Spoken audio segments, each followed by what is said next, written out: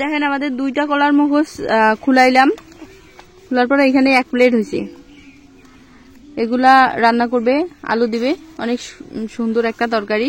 একটি নতুন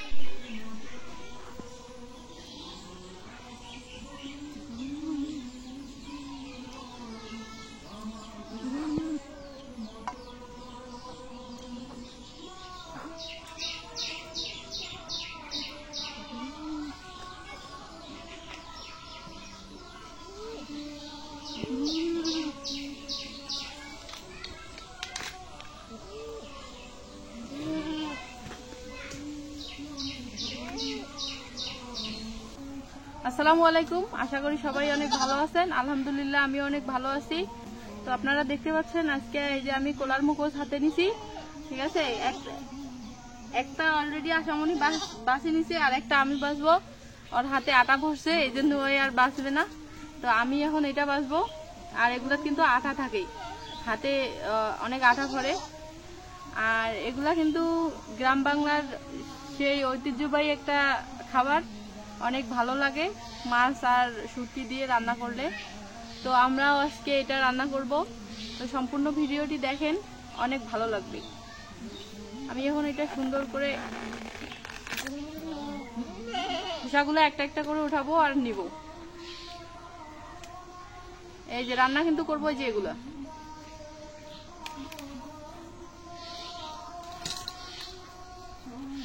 আপনারা যারা আগে এর তরকারি খাইছেন কলার মুখোশের, অবশ্যই কমেন্ট করে জানাবেন যে কেমন লাগে। এই যে এগুলা এই যে শক্ত যে একটা আছে, এই ছালটা ফেলে দিব। আর ফেলে দিব এই যে এই সিস্টাগুলা।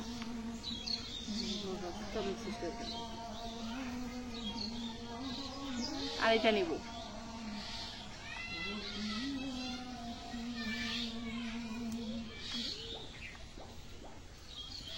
আমার না খান খালি সাদা খান, আর মধ্যের না মোটাটা ছোট করে।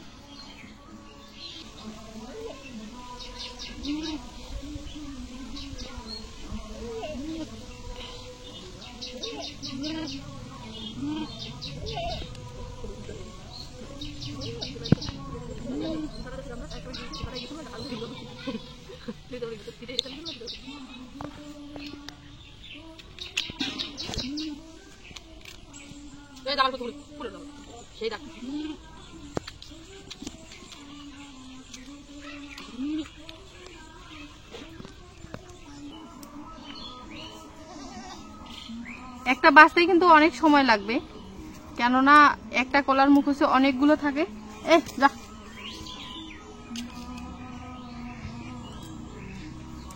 এই দেখেন এগুলো ফেলাই দিচ্ছি। এগুলো কিন্তু শক্ত, সিদ্ধ হবে না।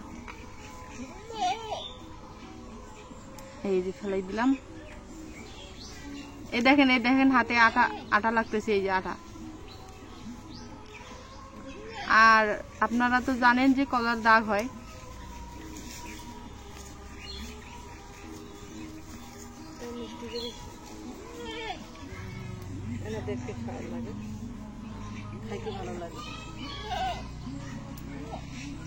এটাই সত্যি, ভালো জিনিস পাইতে গেলে একটু স্যাক্রিফাইস করতেই হয়, ঠিক আছে। এই যে দেখেন, এই জন্যে এই কলার মুখোশ খাইতে ভালো, কিন্তু এই যে মানে যখন বাঁচতে হয় তখন অনেক সময় লাগে।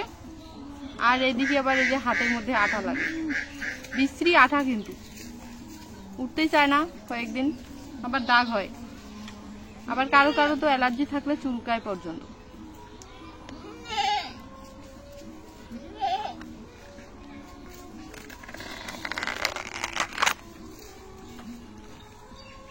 আমি এই যে যতবারই এরকম করে বের করব ততবারই কম করে বের হবে, আর মানে জ্বালাগুলো বের হবে আর কি, নরম।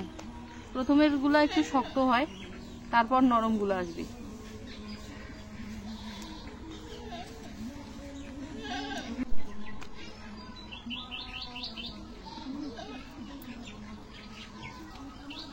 এগুলো ফেলাই দিতাম, দিয়া একবারে যেটা কুচিটা যেটা বের হয় ওটা আমরা খাইতাম। এমনি খাইতাম কাঁচাই, খুব ভালো লাগে খেতে।